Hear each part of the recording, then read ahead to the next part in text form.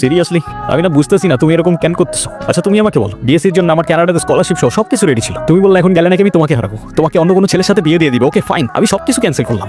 তারপর তুমি বললা তোমার বাবা বলছে যে বেকার কোনো ছেলের সাথে বিয়ে দিবে না। আমি সবকিছু ছেড়ে আমার বাবার বিজনেসে বসা শুরু করলাম, যেটা আমার এতটুকু ইন্টারেস্ট ছিল না। আমি আমার সব ইচ্ছা ছেড়ে তোমার জন্য পারফেক্ট হওয়ার চেষ্টা করলাম, তারপর কিসের কমতি থেকে গেল যে তুমি আজকে এনগেজমেন্ট রিংটা ফেরত দিয়ে দিচ্ছ? আরে আমাকে কারণটা তো বলো অ্যাটলিস্ট। কোনো কারণ নেই, আমার মনে হচ্ছে না আমাদের একসাথে থাকাটা পসিবল। That's it? সিরিয়াসলি তোমার মনে হচ্ছে না আমাদের একসাথে থাকাটা পসিবল? What about me? আমার কি মনে হচ্ছে সেটার কোনো ভ্যালু নাই? আমার সাইডটা কে দেখবে রুহি? দেখো, এত কথা বলানোর কোনো মানে নেই, অযথা সময় নষ্ট করো না। সময় তো তুমি আমার নষ্ট করছো। এরকমটাই করার হইলে আমার লাইফটা কেন নষ্ট করলা?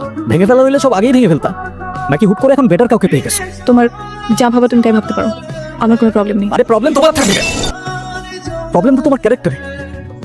আর আমার লাকের প্রবলেম যে তোমার মতো একটা মেয়েকে ভালোবাসি। বাবা, আমরা আসলে এমন একটা পরিস্থিতির ভেতর দিয়ে যাচ্ছি, আমরা তোমাকে কিছু জানাতে পারিনি, তুমি কিছু মনে করো না। আরে না আঙ্কেল, আপনি এভাবে কেন বলছেন? রুহি আসলে আমাদের কিছু বলতে দেয়নি। এনগেজমেন্টের কিছুদিন পর আমরা জানতে পারি ওর লাং ক্যান্সার। ডক্টর, আপনারা একজনের বেশি ভিতরে না যাওয়াটি বেটার। ওর এখন কি অবস্থা? এখন ঘুমাচ্ছে। ফারুক সাহেব, আপনি একটু এদিকে আসুন। দেখুন, রুহি 4th স্টেজে আছে। রাইট নাও ক্যান্সারটা শরীরে আদার পার্টসেও ছড়িয়ে পড়েছে, like brain, bones and other organs. Sorry to say, ওর হাতে আর খুব বেশি একটা সময় নেই। Excuse me.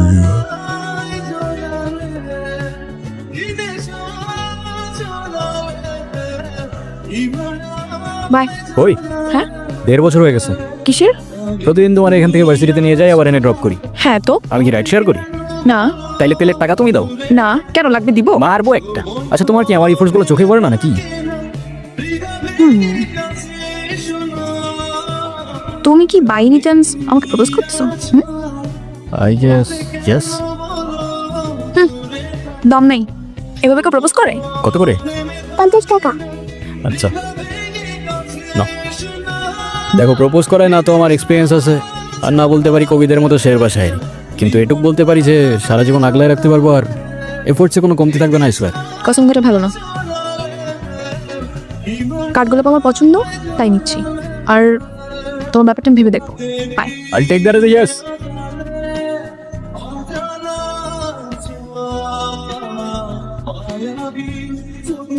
আমাকে মাফ করে দিও রুহি, আমি না বুঝি তোমাকে অনেক কথা বলে ফেলছি। তুমি আমাকে একটাবার বলতা, এতদিনেও কি তুমি আমাকে এতটুকু চিনতে পারলা না? একটাবার বললে কি আমি তোমাকে ছেড়ে চলে যেতাম? তুমি আমাকে ছেড়ে যাবে না বলি তো আমি তোমাকে বলিনি। কেন তুমি চাও যে আমি তোমায় ছেড়ে চলে যাই? হ্যাঁ, তুমি কেন আমার এরকম একটা জীবনের সঙ্গে তোমার সুন্দর জীবনটা জড়াতে চাও বলো? তুমি ছাড়া আবার কিসের জীবন? আমার জীবনটা তো ততক্ষণই সুন্দর যতক্ষণ সেই জীবনে তুমি আছো।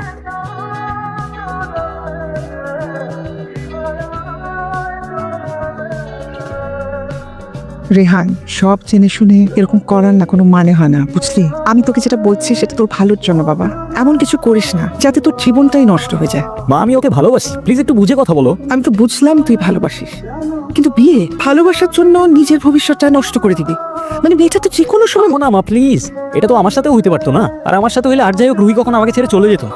আর আমার লাইফে ওর আগে না কেউ ছিল, আর না পরে কেউ থাকবে। সাব্বাস, এই না হলে আমার ছেলে। আরে বাবা, ভালো সময় কিংবা খারাপ সময় সবসময় পাশে থাকাটাই কিন্তু ভালোবাসা। রেহানা মা, রাগ করো না।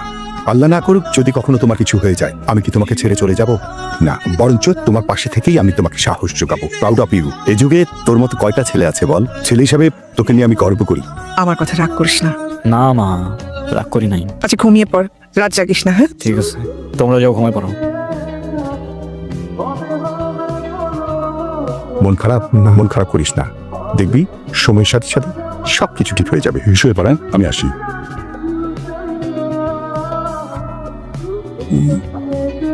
ডক্টর আমি আর বুঝে উঠতে পারতেছি না আমি কি করবো। ওর জন্য কি আর কিছুই করার নাই? আপনি আমাকে বলেন, যত টাকায় লাগুক আমি ম্যানেজ করবো। দেখুন, আমরা তো কম চেষ্টা করিনি, টাকা দিয়ে সবসময় সবকিছু হয় না। তারপরও রুহির জন্য যদি আপনি কিছু করতে চান, ওকে খোলা হাওয়ায় নিয়ে যেতে পারেন। ওর মনের যদি কোনো ইচ্ছা থাকে সেগুলো পূরণ করতে পারেন। ওর মন যতটা ভালো থাকবে, মনোবল ততটাই স্ট্রং হবে।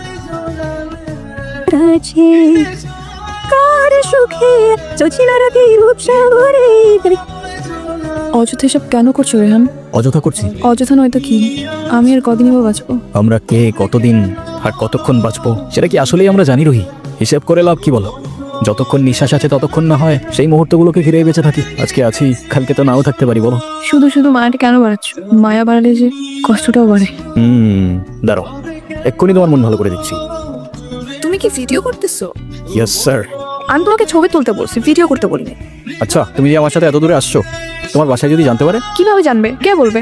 যদি আমি বলে দেই? আই না, একদম না। বাসায় জানলে আমার খবর আছে। ওকে, তো ফিউচার রুহিকে তোমার কিছু ইচ্ছার কথা বলো, তাই ও দেখে নিতে পারবে যে তোমার ইচ্ছাগুলো আদৌ পূরণ হইলো কিনা। ইচ্ছে? আমি তো সেভাবে কোনো ইচ্ছা ভাবিনি। তো এখন ভেবে বলো।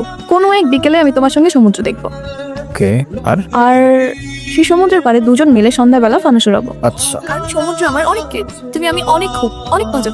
এই নাও তোমার বিকেল, আর ওই যে রইলো তোমার সমুদ্র। চোখ বন্ধ করো।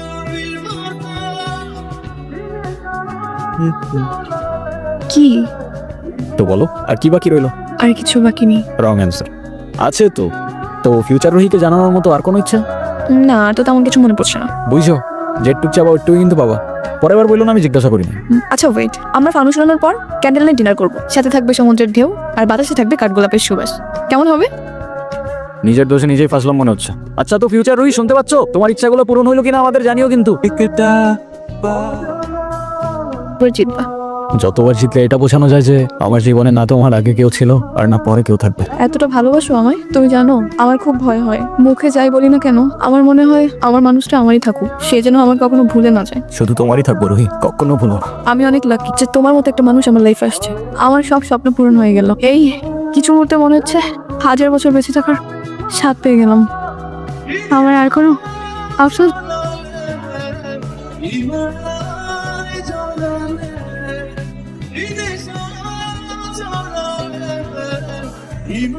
ওর কি অবস্থা এখন? আপনাকে ডাকছে।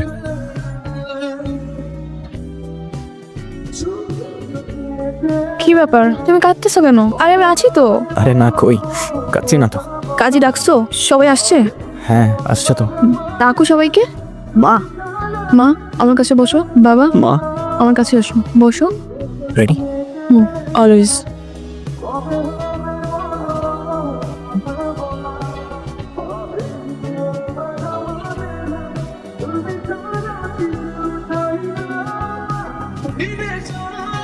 ডক্টর,